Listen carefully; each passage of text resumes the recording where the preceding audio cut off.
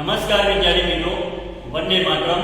ધોરણ 11 કોમર્સ વિષય નામાના તત્વો ચેપ્ટર નંબર 4 આમનોન.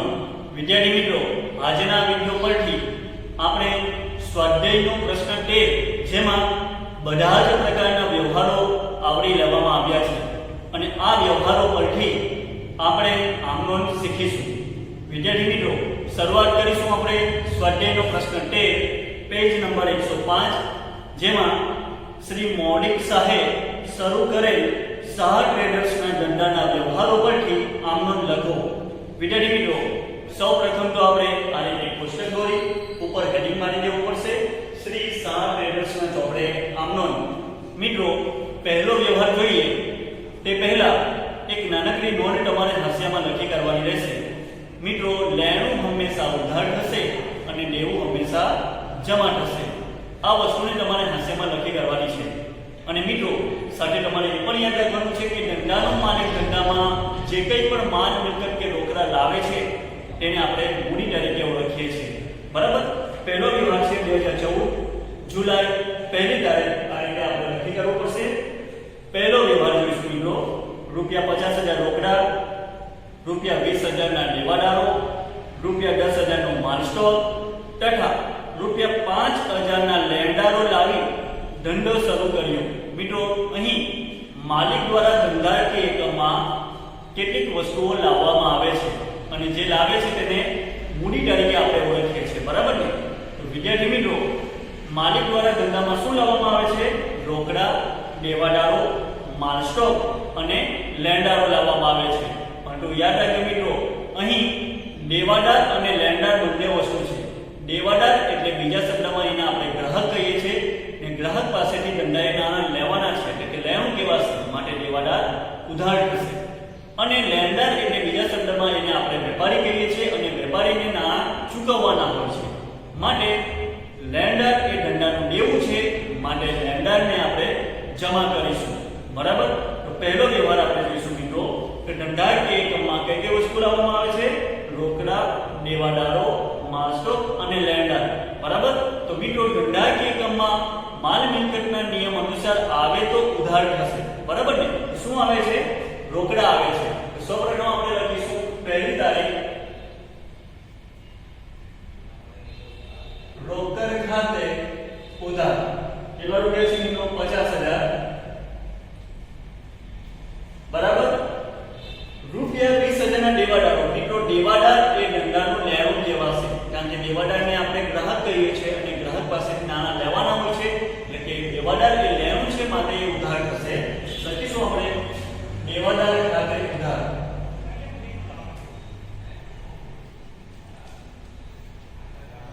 દેવાદાર છે ₹20,000.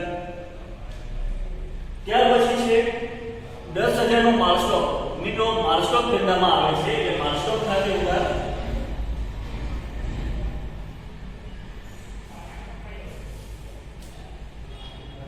₹10,000. બરાબર? અને સાથે સાથે એ પણ યાદ રાખજો મિત્રો, તથા 5,000 ના લેણદારો લાવે છે. મિત્રો, લેણદાર એ ધંધાનું દેવું છે એટલે દેવું આપણે જમા કરીશું. લખીશું અહીંયા આપણે તે લેણદારો થાય 5,000.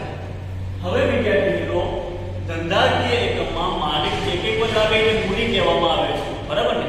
એ મૂડી એ માલિક દ્વારા આપવામાં આવે છે એટલે માલિક આપનાર બને છે એટલે માલિક ખાતે જમા. પરંતુ માલિક ખાતે જમાની જગ્યાએ આપણે મૂડી ખાતે જમા લખીએ છીએ, માટે આપણે અહીંયા લખીશું તે મૂડી ખાતે. પરંતુ કેટલી મૂડી લખશું મિત્રો? તમે ધ્યાન દીધો તફાવત કેટલો આવશે મિત્રો? 50, 20, 70,000, 80,000. 80 માંથી 5 બાદ કરી નાખશો તો અહીંયા 75,000 રૂપિયા અહીંયા મૂડી તરીકે આપણે લખીશું. અને બાબત જે તમારે લખવાની રહેશે મિત્રો, બાબત જે તમારે હોમવર્કમાં ફરજિયાત લખવાની રહેશે. બરાબર? હવે આપણે બીજી તારીખનો વ્યવહાર જોઈશું. એટલે તારીખ લખીશું આપણે બીજી તારીખ. ધ્યાનથી જોતા રહેજો મિત્રો. વિજયા બેંકમાં ₹20,000 રોકડ ભરી ખાતું ખોલાવ્યું. મિત્રો, અહીં ધંધાકીય એકમ દ્વારા શું થાય છે? બેંકમાં ₹20,000 રોકડા ભરીને ખાતું ખોલાવવામાં આવે છે. ધંધાકીય એકમ ₹20,000 રોકડા બેંકમાં ભરશે તો બેંક અહીં કૃત્રિમ વ્યક્તિ છે. બેંક લેનાર આપનાર બે વિચારો મિત્રો ધંધાકીય એકમ 20000 રૂપિયા બેંકમાં મળશે તો બેંક અહીં લેનાર બનશે એટલે બેંક ખાતે ઉધાર તો બેંકનું નામ આપ્યું છે એટલે આપણે નામ પર લખીશું વિજયા બેંક ખાતે ઉધાર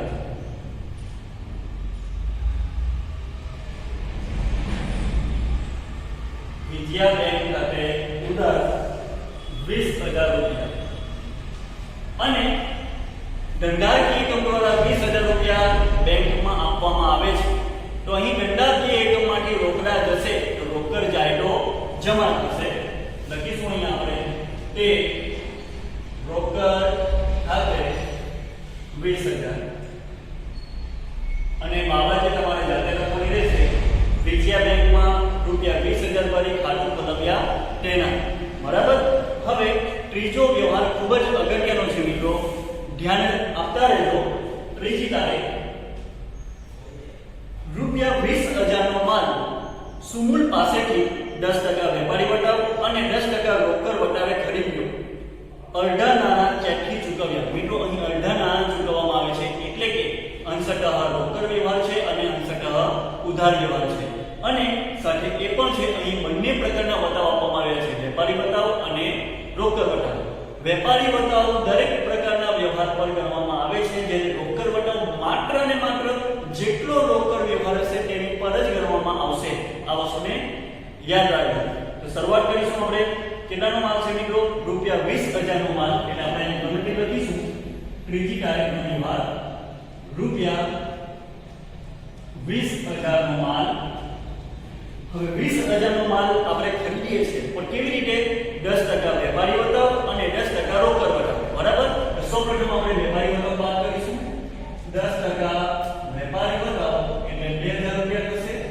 20000 ના 10% 2000 અને 12% 18000 રૂપિયા મળશે મિત્રો તમને અગાઉ પણ કીધું છે કે વેપારી વટાવ બાદ કર્યા પછી જે રકમ વધે તેટલી રકમમાં માલનું વેચાણ કર્યું કહેવાય અથવા તો ખરીદી કહેવાય અને આપણે આ વ્યવહારમાં ખરીદી કરીએ છીએ એટલે 18000 રૂપિયામાં માલની ખરીદી છે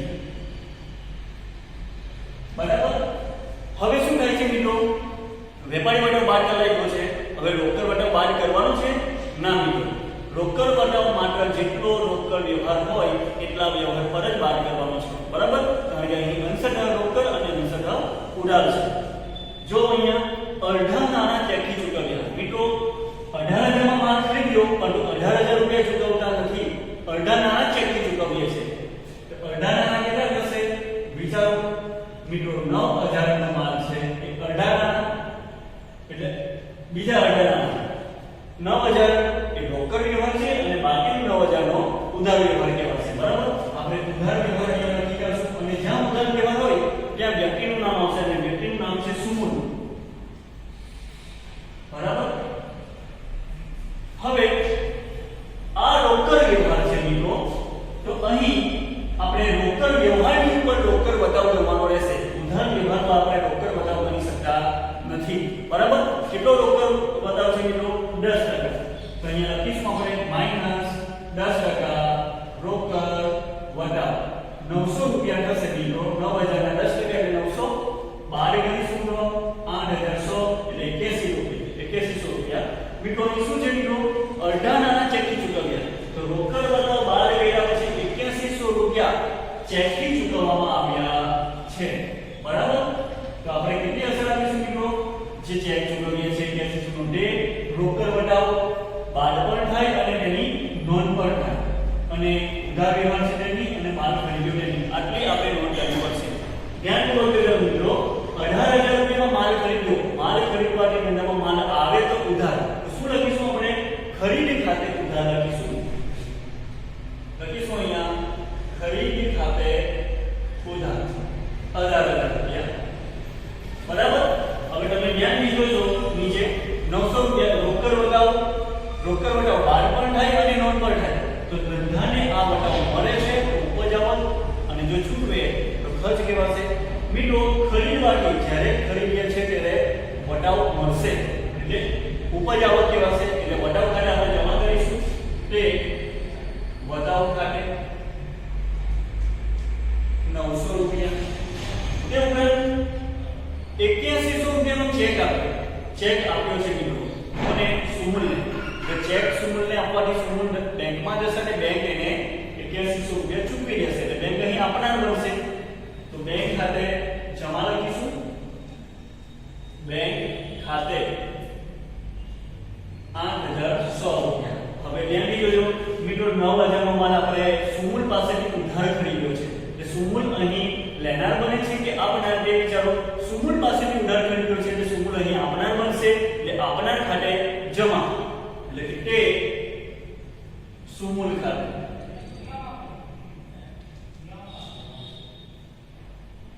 9000 રૂપિયા મિત્રો આ રીતે આપણે વ્યવહારની નોંધ કરવાની રહેશે બરાબર ચાલો આગળ જોઈશું મિત્રો હવે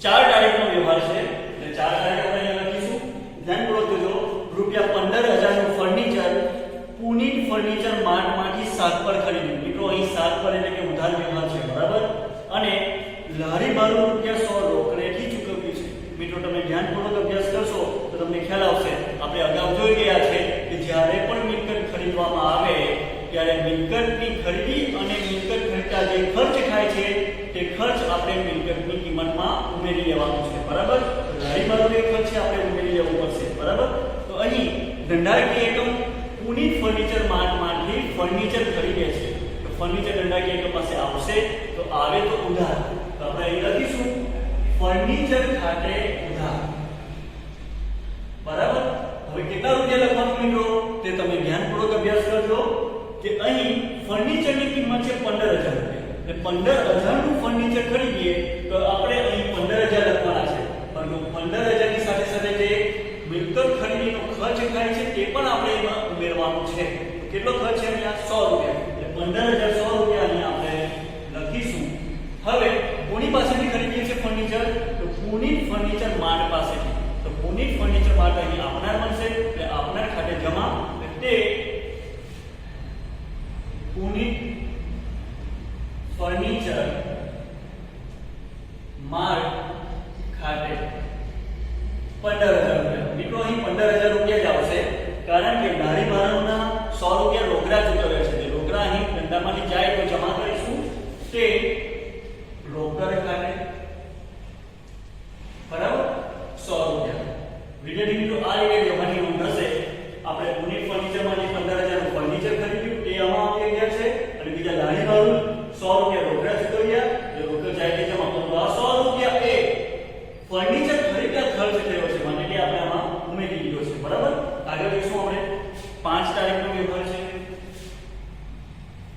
મિત્રો 5 તારીખના વ્યવહારમાં છે રૂપિયા 3000 નો માલ નુકસાની વાળો હોવાથી સુમુલને પરત કર્યો મિત્રો અગાઉ આપણે સુમુલ પાસેથી શું કર્યું છે તો ધ્યાનપૂર્વક જો સુમુલ પાસેથી આપણે માલ ખરીદ્યો છે બરાબર હવે શું થાય છે અહીંયા 3000 નો માલ નુકસાની વાળો હોવાથી સુમુલને પરત કર્યો એટલે સુમુલ અહીં લેનાર બને કે આપણા એટલે વિચારો સુમુલને પરત કરવાથી સુમુલ અહીં લેનાર બનશે તો સુમુલ ખાતે આપણે અહીં ઉધાર લખવું પડશે સુમુલ ખાતે ઉધાર કેટલા રૂપિયા તો 3000 રૂપિયા અહીં આપણે લખવું પડશે મિત્રો અહીં ધંધાકીય એકમમાંથી માલ આવે છે કે જાય તે વિચારો કારણ કે 3000 નો માલ આપણે પરત કરીએ છીએ તો માલ ધંધામાંથી જાય છે તો જમા પરંતુ કેવી રીતે જાય છે મિત્રો ખરીદીનો માલ પરત કરીએ છીએ એટલે ખરીદ પરત ખાતે અહીં જમા લખીશું તે ખરીદ પરત ખાતે 3000 રૂપિયા મિત્રો હવે આગળનો વ્યવહાર જોઈશું આપણે 6 તારીખનો વ્યવહાર છે ખૂબ જ અગત્યનો વ્યવહાર છે ધ્યાનથી જોતા રહેજો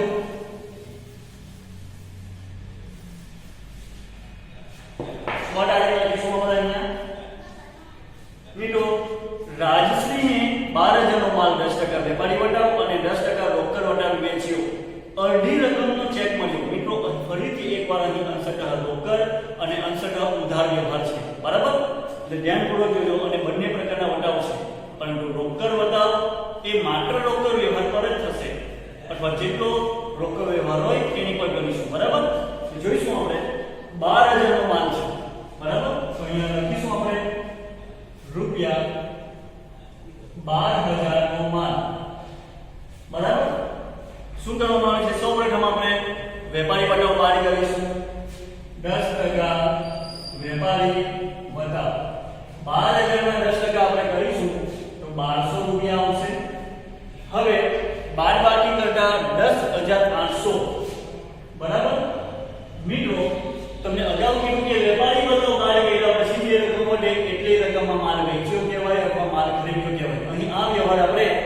માલનું વેચાણ કર્યું છે માટે અહીં માલનું વેચાણ લખીશું કે આટલા રૂપિયામાં માલનું વેચાણ કર્યું છે બરાબર એટલે કે 10,800 માં માલનું વેચાણ કર્યું તો અહીં ગ્રાહક પાસેથી એટલે કે રાજશ્રી પાસેથી 10,800 રૂપિયા લેવાના થશે તો શું થાય છે જો અહીંયા અડધી રકમનો ચેક મળ્યો એટલે 10,800 માંથી માત્ર અડધી રકમનો જ ચેક મળે છે તો અડધી રકમ અહીં કેટલી થશે એ જોઈએ મિત્રો અડધી રકમ એટલે 5,400 અને બીજા 5,400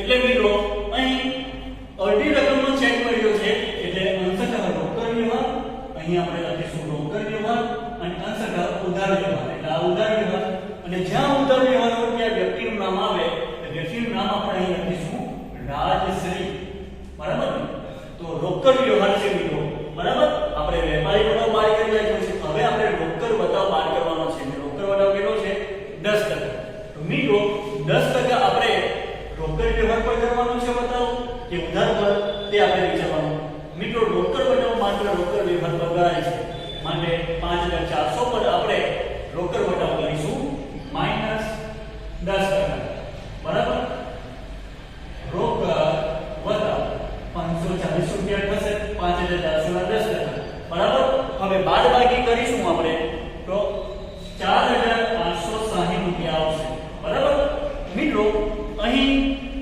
કેટલાનો ચેક ધંધાને મળ્યો કહેવાશે તો રોકડ બતાવ બહાર કર્યા પછી જે રકમ મળે એટલો ચેક ધંધાને મળશે બરાબર ચેક મળ્યો તો અહીં રોકડ બતાવ બાદ પર થશે અને તેની નોંધ પણ થશે આનો ચેક મળે છે બરાબર તેની નોંધ થશે અને ઉધાર વ્યવહાર છે તે અને માલનું વેચાણ આ તે નોંધ થશે બરાબર મિત્રો ધ્યાનથી જોજો ધંધાને કેટલાનો ચેક મળ્યો છે 4,860 નો ચેક મળ્યો છે ચેક મળશે ચેક ક્યાં લખીશું બેંકમાં બેંક લેનાર મળશે એટલે બેંક ખાતે ઉધાર લખીશું આપણે બેંક ખાતે ઉધાર 4,860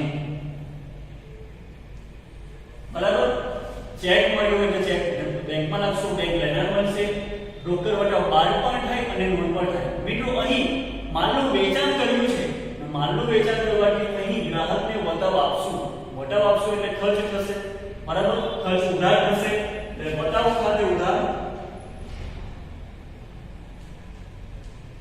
540 રૂપિયા બરાબર બીજું જો મિત્રો અહીં ઉધાર વ્યવહાર બરાબર એટલે કે કોની પાસેથી કોને ઉધાર માલ વેચ્યો છે 5,400 નો ઉધાર માલ વેચ્યો છે કોને રાજશ્રી તો રાજશ્રી અહીં લેનાર બનશે રાજશ્રી ખાતે ઉધાર લખીશું આપણે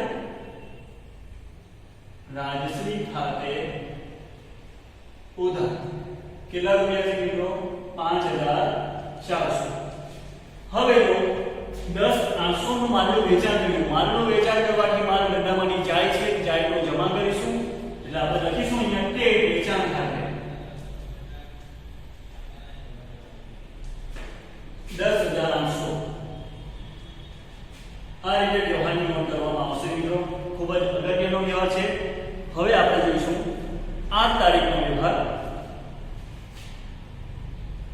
ઓકે મિત્રો મહેન્દ્રને 15,000 નો માલ 10% વેપારી વટાવ અને 10% રોકડ વટાવે રોકડેથી વેચ્યો મિત્રો એ શબ્દ છે રોકડેથી વેચ્યો એટલે સંપૂર્ણ વ્યવહાર અહીં રોકડ છે બરાબર એ વસ્તુને ખાસ ધ્યાન રાખજો કે રોકડ વ્યવહાર છે આપણે અહીં લખીશું 15,000 નો માલ એમાં વેપારી વટાવ અને રોકડ વટાવ બંને બાદ કરીશું સૌપ્રથમ વેપારી વટાવ 10% વેપારી વટાવ 15,000 ના 10% કરીશું તો 1,500 રૂપિયા આવશે બરાબર 1,500 રૂપિયા આપણે બાદ કરીશું તો આવશે 1,500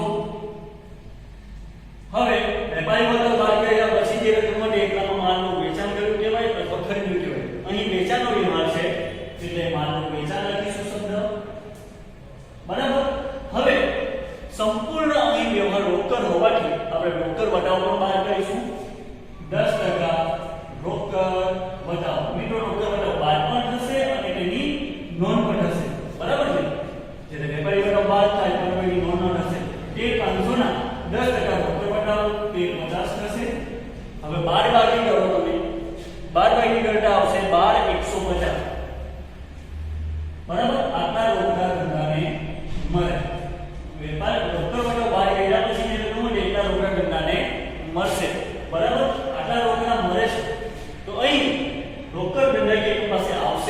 આવે તો ઉધાર થશે. કેટલા રૂપિયા આવશે? 12,150. પછી શું અહીંયા રોકડ ખાતે ઉધાર 12,150. બરાબર. હવે રોકડ વટાવ અહીં બાદ થાય અને નોંધ પણ થશે. વટાવ મળે છે કે આપીએ છે, જો આપે તો ખર્ચ થશે. મિત્રો અહીં માલનું વેચાણ કરવાથી ગ્રાહકને વટાવ આપશું અને ખર્ચ કહેવાશે. એટલે ઉધાર કરીશું આપણે વટાવ ખાતે ઉધાર 1350. બરાબર. અને માલનું વેચાણ 500 માં કર્યું છે. માલ વેચવાથી માલ ગણનામાંથી જાય છે, માટે જાય તો જમા કરીશું આપણે. એટલે વેચાણ ખાતે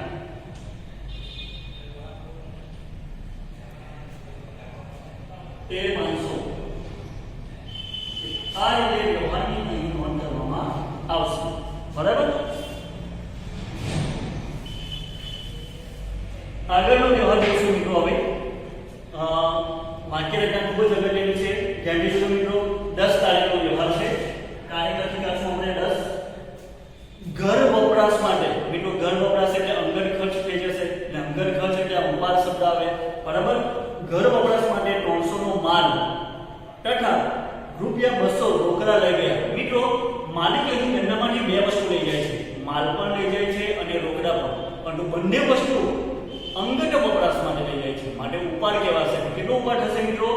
300 રૂપિયા માલ અને 200 રૂપિયા રોકડા, એટલે કુલ 500 રૂપિયાનો ઉપાડ કર્યો કહેવાશે. એટલે આપણે અહીં લખીશું આપણે ઉપાડ ખાતે ઉધાર. ઉપાડ ખાતે ઉધાર 500 રૂપિયા. હવે 500 રૂપિયા ઉધાર થઈ ગયા છે. તેમાં 300 રૂપિયાનો માલ છે અને 200 રૂપિયા રોકડા છે. બરાબર. માલિક ગણનામાંથી શું લઈ જાય છે? 300 રૂપિયાનો માલ. એટલે માલ ગણનામાંથી જાય છે, તો જાય તો જમા થશે. પણ કેવી રીતે જાય છે મિત્રો? ઉપાડથી માલ જાય છે. એટલે આપણે અહીં લખી શકીએ તે ઉપાડથી ગયેલ માલ ખાતે, અથવા અન્ય રીતે ગયેલ માલ આવી લઈએ ત્યાં આપણે શું લખીએ છીએ? ખરીદ ખાતે જમા લખીશું. તે ખરીદ ખાતે 300 રૂપિયા. બરાબર. અને 200 રૂપિયા એ રોકડા જાય છે. એટલે લખીશું અહીંયા તે રોકડ ખાતે.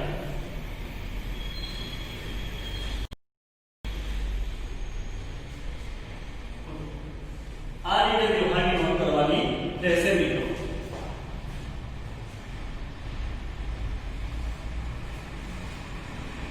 ઓકે મિત્રો, હવે આપણે આગળનો વ્યવહાર જોઈશું. 11 તારીખનો વ્યવહાર છે. ધ્યાનપૂર્વક જોતા રહેજો બધા. 11 તારીખનો વ્યવહાર છે. માલના પેકિંગ માટે પ્લાસ્ટિકની બેગ ખરીદી 200 રૂપિયા ચૂકવ્યા. મિત્રો અહીં પ્લાસ્ટિકની બેગ ખરીદી છે, પરંતુ શાના માટે? કયો હેતુ છે? તો માલનું પેકિંગ કરવાનું છે. અને માલનું પેકિંગ કરવા માટે પ્લાસ્ટિકની બેગ ખરીદી છે અને 200 રૂપિયા ચૂકવ્યા છે. એટલે અહીં ખર્ચ થયો છે. તો શાનો ખર્ચ છે? પેકિંગ ખર્ચ છે. એટલે લખીશું આપણે પેકિંગ ખર્ચ ખાતે ઉધાર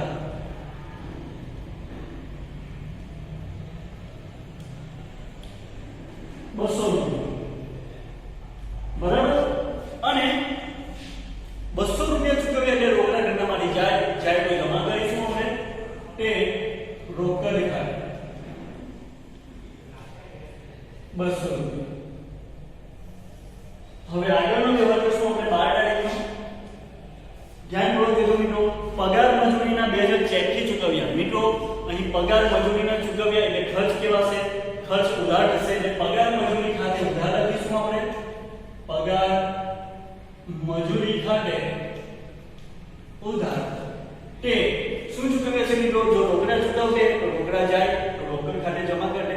પરંતુ અહીં ચેક ચૂકવે છે એટલે ચેક અહીં ચેક ચૂકવવાથી ગણનાની બેંક સિલક ઘટી જશે, તો બેંક ખાતે અહીં જમા કરીશું. અથવા તો પગાર મજૂરીના ચૂકવવાથી ચેક એ વ્યક્તિ બેંકમાં લઈને જશે અને બેંક અહીં આપનાર બનશે, તો અહીં બેંક ખાતે આપણે જમા કરીશું. કેટલા રૂપિયા છે મિત્રો? અહીં 2000 રૂપિયા. તો 2000 રૂપિયા અહીં ઉધાર અને 2000 રૂપિયા જમા કરીશું. હવે 13 તારીખનો વ્યવહાર છે. ધ્યાનપૂર્વક જોજો મિત્રો કે 13 તારીખે શું થાય છે? 13 તારીખનો વ્યવહાર એ રાજશ્રીના વ્યવહાર એટલે કે છઠ્ઠા નંબરના વ્યવહાર સાથે જોડાયેલો છે. એટલે ધ્યાનપૂર્વક જોજો. રાજશ્રી પાસેથી બાકીના લેણા પૈકી મિત્રો રાજશ્રી પાસેથી કેટલા રૂપિયા લેવાના છે ધ્યાન દીધો તો અહીં 10,800 માં માલ વેચેલો એમાં 5,400 રોકડ વ્યવહાર છે એટલે અને બાકીનું ઉધાર વ્યવહાર એટલે કે રાજશ્રી પાસેથી 5,400 રૂપિયાના લેણા છે કેટલાના લેણા છે મિત્રો 5,400 રૂપિયા આ વ્યવહાર ઉધાર હતો તો કેટલા રૂપિયા રાજશ્રી પાસેથી લેવાના હતા તો હવે રાજશ્રી શું કરે છે રાજશ્રી પાસે બાકી લેણા પૈકી 300 દરખાસ્ત કરી મિત્રો અહીં 5,400 માંથી 300 રૂપિયા શું થયું છે રાજશ્રીએ દરખાસ્ત કરી બરાબર અને બાકીની રકમ મળી છે તો બાકીની રકમ એટલે કેટલા રૂપિયા થશે એ ધ્યાનપૂર્વક તમે જોજો બાકીની રકમ આવી છે 5100 રૂપિયા આટલા રૂપિયા રોકડા મળી ગયા છે બરાબર તો હવે નોંધ આપણે કરીશું મિત્રો ધ્યાન દેજો દરખાસ્ત થઈ છે બરાબર ને તો દરખાસ્ત એટલે નુકસાન છે માટે ઉધાર થશે લખીશું અહીંયા દરખાસ્ત ખાતે ઉધાર 300 રૂપિયા બીજું 5,400 રાજશ્રી પાસેથી લેવાના હતા એમાંથી 300 નુકસાન થઈ ગયું દરખાસ્ત થઈ ગયું છે પરંતુ બાકીની રકમ એટલે 5100 રૂપિયા રોકડા મળે છે રોકડ મળે આવે તો ઉધાર એટલે અહીં લખીશું રોકડ ખાતે ઉધાર 5100 બરાબર તો કોને રોકડા આપ્યા છે મિત્રો રાજશ્રીએ એટલે તે રાજશ્રી ખાતે 5400 રૂપિયા લખીશું આપણે આ રીતે વ્યવહારની નોંધ કરીશું આગળ જોઈશું મિત્રો હવે ધ્યાનપૂર્વક જોજો ધંધામાં વધુ નાણાંની જરૂર હોવાથી એક્સિસ બેંકમાંથી 25,000 ની 12% વ્યાજની લોન લીધી મિત્રો અહીં ધંધાકીય એકમે એક્સિસ બેંકમાંથી લોન લીધી છે 25,000 રૂપિયાની લોન લીધી એટલે ધંધામાં અહીં રોકડા આવે છે બરાબર તો રોકડા આવે તો ઉધાર લખીશું તારીખ લખીશું સૌપ્રથમ આપણે 14 તારીખ રોકડ ખાતે ઉધાર 25,000 રૂપિયા હવે જમા શું થશે તે વિચારો મિત્રો તો શું થયું છે અહીંયા 25,000 ની લોન લીધી એટલે રોકડા આવશે 25,000 એટલે ઉધાર કર્યા છે પણ કોની પાસેથી લીધી બેંક પાસેથી એટલે બેંક અહીં આપનાર બનશે અને બેંકનું નામ પણ આપ્યું છે એક્સિસ બેંક બરાબર ને અને વ્યાજનો દર ખાસ લખવામાં આવે એટલે તે કેટલા ટકાના છે મિત્રો અહીં 12% એટલે 12% ની એક્સિસ બેંકની લોન ખાતે આપણે લખીશું બેંકની લોન ખાતે 25,000 આ રીતે વ્યવહારની નોંધ થશે આગળ જોઈશું મિત્રો આજમાં રૂપિયા 15 તારીખે વ્યવહાર છે લખીશું અહીંયા 15 તારીખ આજમાં રૂપિયા 2000 નો માલ નાશ પામ્યો એટલે લખીશું અહીંયા મિત્રો હવે આજમાં રૂપિયા 2000 નો માલ નાશ પામ્યો છે 2000 નો માલ નાશ પામ્યો બરાબર એટલે એટલો માલ જાય છે એટલે કે અન્ય રીતે ગયેલ માલનો વ્યવહાર કહેવાશે મિત્રો આજમાં રૂપિયા 2000 નો માલ નાશ પામ્યો જેનો વીમા કંપનીએ 1500 નો દાવો મંજૂર કર્યો મિત્રો 2000 નો માલ નાશ પામ્યો છે એટલે કે 2000 નો માલનો અહીં વીમો ઉતારવામાં આવ્યો છે તો 2000 માંથી વીમા કંપની કેટલા રૂપિયા 1500 નો દાવો મંજૂર કરે છે એટલે વીમા કંપની પાસેથી 1500 રૂપિયા દંડાયેલા હવે લેવાના થશે એટલે કે લેવાનું થશે તો બાકીની રકમ શું થાય છે તે જો મિત્રો બાકીના 500 રૂપિયા થશે બરાબર આગથી ભરી ગયેલ માલના રૂપિયા 200 ઉપજ્યા મિત્રો ધ્યાનપૂર્વક તમે જોતા રહેજો હવે 2000 નો માલ અહીં નાશ પામે છે તેમાંથી 1500 રૂપિયા વીમા કંપની દાવો મંજૂર કરે છે એટલે કે વીમા કંપની આપી દેશે હવે બાકીનો માલ છે 500 રૂપિયા એટલે એટલું નુકસાન થયું કહેવાય પણ અહીં શું થાય છે ધંધાકીય એકમ આગથી ભરી ગયેલ માલના એને 200 રૂપિયા ઉપજે છે એટલે 500 માંથી બીજા 200 રૂપિયા ધંધાને રોકડા મળી જાય છે બરાબર ને તો બાકીના 300 રૂપિયા એ ધંધાને શું થશે નુકસાન એટલે ખરેખર નુકસાન 500 નથી મિત્રો કારણ કે જે માલ મળી જાય છે એમાંથી માલનું વેચાણ કર્યું હશે એમાંથી ઉપજ્યા છે 200 રૂપિયા ઉપજ્યા એટલે રોકડા આવે એટલે ઉધાર કરીશું એટલે 300 રૂપિયા આપણે ખરેખર નુકસાન થશે બરાબર તો ધ્યાનપૂર્વક જોતા રહેજો મિત્રો અહીં શું થાય છે વીમા કંપની પાસેથી 1500 લેવાના થાય છે વીમા કંપની ખાતે ઉધાર 1500 રૂપિયા, બરાબર ને, કારણ કે લેણું ઉધાર થશે. બીજું 200 રૂપિયા રોકડા ધંધાને મળી જાય છે, એટલે રોકડા મળે, રોકડ આવે તો ઉધાર, એટલે રોકડ ખાતે ઉધાર લખીશું 200 રૂપિયા. અને 300 રૂપિયા એ નુકસાન થયું છે, એ નુકસાન પણ ઉધાર થશે, પણ કઈ રીતે નુકસાન થાય? આગથી નુકસાન છે, લખીશું આગથી થઈ નુકસાન ખાતે ઉધાર 300, બરાબર. આ રીતે વ્યવહારની નોંધ અહીં કરવાની રહેશે. બીજી વસ્તુ જુઓ કે 2000 નો માલ નાશ પામ્યો, કે 2000 નો માલ ધંધામાંથી જાય છે, પણ કઈ રીતે? અન્ય રીતે ગયેલો માલ કહીશું, ને અન્ય રીતે માલ જાય એટલે આપણે શું લખીએ છીએ? ખરીદી ખાતે જમા લખીએ છીએ, અથવા તો અહીંયા લખી શકીએ કે આગથી બળી ગયેલ માલ ખાતે આપણે લખી શકીએ, અથવા એની જગ્યાએ આપણે ખરીદી ખાતે લખીશું તે ખરીદ ખાતે 2000. ઓકે, આગળ જોઈએ મિત્રો. હવે 16 તારીખનો વ્યવહાર છે મિત્રો. પુત્રના જિંદગીના વીમા પ્રીમિયમ ₹450. મિત્રો જિંદગીનો વીમા પ્રીમિયમ એટલે ઉપાડ કર્યો કહેવાશે, અને આગળના વીમા પ્રીમિયમ એ ધંધાનો ખર્ચ કહેવાશે. બે વસ્તુ અલગ છે. પુત્રના જિંદગીના વીમા પ્રીમિયમના ₹450 અને આગળના વીમા પ્રીમિયમ ₹550 બંને ચેકથી ચૂકવ્યા. અહીં બે વસ્તુ ચેકથી ચૂકવવામાં આવે છે મિત્રો. એક, પુત્રનું જિંદગીનું વીમા પ્રીમિયમ એ ધંધામાંથી ચેકથી ચૂકવવામાં આવે છે, માટે અંગત ખર્ચ છે, માટે ઉપાડ કહેવાશે. એટલે આપણે અહીં લખીશું ઉપાડ ખાતે ઉધાર. કેટલો ઉપાડ છે મિત્રો? અહીં જિંદગીનો વીમા પ્રીમિયમ એટલે કે 450, અને બીજું આગળના વીમા પ્રીમિયમ એ ધંધાનો ખર્ચ છે, માટે આપણે લખીશું આગળના વીમા પ્રીમિયમ ખાતે ઉધાર. આગળના વીમા પ્રીમિયમ ખાતે ઉધાર કેટલા રૂપિયા છે? 550 રૂપિયા. આ રીતનું છે. બંને ચેકથી ચૂકવ્યા છે. ચેકથી ચૂકવવાથી ધંધાને બેંક સિલક ઘટશે, બરાબર, અથવા ચેક જેને ચૂકવવામાં આવશે એ ચેક જેને બેંકમાં જશે તો બેંક અહીં આપનાર બનશે, તો બેંક ખાતે જમા લખીશું તે બેંક ખાતે ટોટલ રહેશે 1000 રૂપિયા. આ રીતે વ્યવહારની નોંધ કરીશું. હવે 18 તારીખનો વ્યવહાર છે, ધ્યાનપૂર્વક જોતા રહેજો મિત્રો. 18 તારીખનો વ્યવહાર. નિર્મા કંપનીએ 30 નંગ સાબુની ગોળી નમૂના તરીકે મફત આપે. મિત્રો જ્યારે પણ ધંધાને મફત કહેવામાં મળે એ બિન આર્થિક વ્યવહાર કહેવાશે, પણ ધ્યાનથી જોજો. ત્યાર પછી શબ્દ શું છે? જે ₹250 માં વેચી દીધી. મિત્રો અહીં વેચાણ કરી દેવામાં આવે છે, બરાબર. વેચાણ કરવાથી ધંધાને રોકડા મળશે, તો રોકડા અહીં આવે તો ઉધાર, એટલે અહીં લખીશું રોકડ ખાતે ઉધાર. અને વેચાણ કરવાથી અહીંયા લખીશું માલનું વેચાણ થશે, એટલે માલ જાય તો જમા, એટલે વેચાણ ખાતે. કેટલા રૂપિયા છે મિત્રો? અહીં 250 રૂપિયા લખીશું આપણે, 250, બરાબર. હવે આગળ જોઈશું આપણે 20 તારીખનો વ્યવહાર છે મિત્રો. ધ્યાનપૂર્વક જોતા રહેજો મિત્રો. રાજશ્રી પાસેથી ગાલખાત પરતના ₹100 મળ્યા. મિત્રો અગાઉ આપણે જોઈ ગયા છે કે રાજશ્રીએ શું કર્યું છે? ગાલખાત કરી હતી, બરાબર ને. તો રાજશ્રીએ જ્યારે કેટલાની ગાલખાત કરી હતી? 300 રૂપિયાની, બરાબર. તો રાજશ્રી પાસેથી ગાલખાત પરતના ₹100 મળ્યા, બરાબર.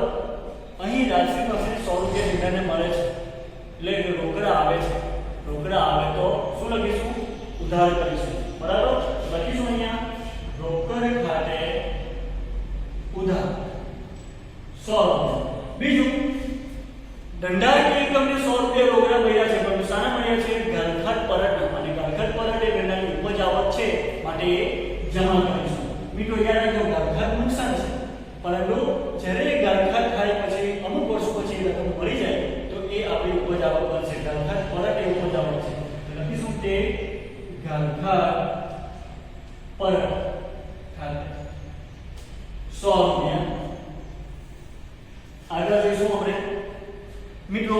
એક્સિસ બેંક ની લોન પર 250 વ્યાજ લેકે વસૂલ કર્યું. 25 તારીખનો વ્યવહાર છે, લખીશું અહીં આપણે એક્સિસ બેંક ની લોન પર રૂપિયા 250 બેંકે વસૂલ કર્યું. મિત્રો બેંક પાસેથી અગાઉ આપણે લોન લીધેલી, હવે બેંકે વ્યાજ વસૂલ કર્યું છે, તો વ્યાજ એ ધંધાનો હવે ખર્ચ બનશે. ખર્ચ આપણે ઉધાર કરીશું, બરાબર ને? પણ કયો ખર્ચ છે?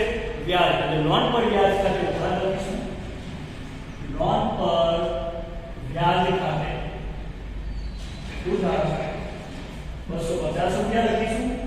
હવે અહીં બેંકે વ્યાજ વસૂલ કરવાથી ધંધાની બેંક શિલ્લક ઘટી જશે, અને ધંધાની બેંક શિલ્લક અહીં ઘટે તો બેંક ખાતું જમા થશે.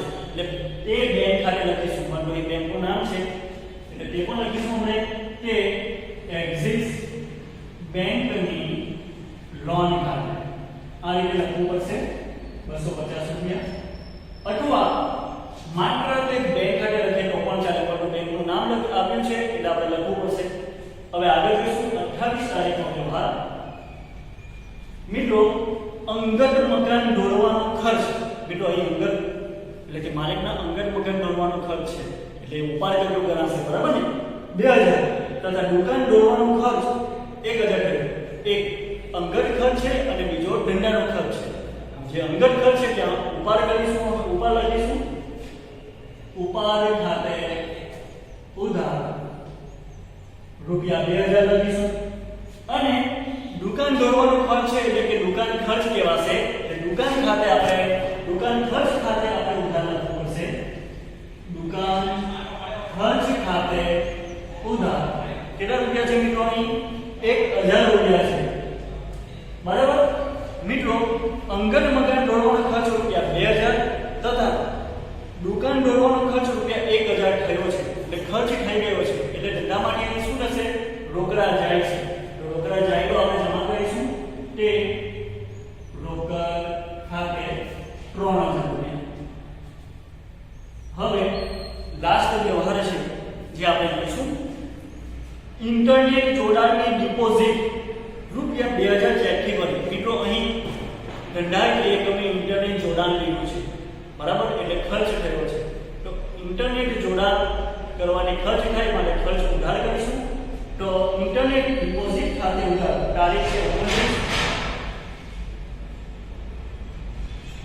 ઇન્ટરનેટ ડિપોઝિટ ખાતે ઉધાર 2000 રૂપિયા.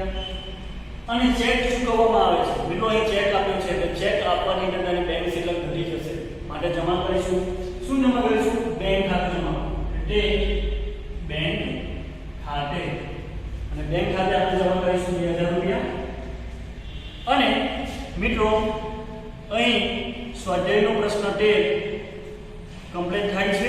હવે ટોટલ કરી નાખવાનું રહેશે આપણે અહીંયા.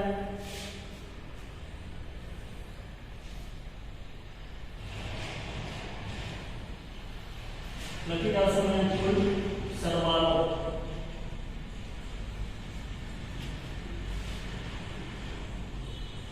મિત્રો 2,02,100 સરવાળો થશે.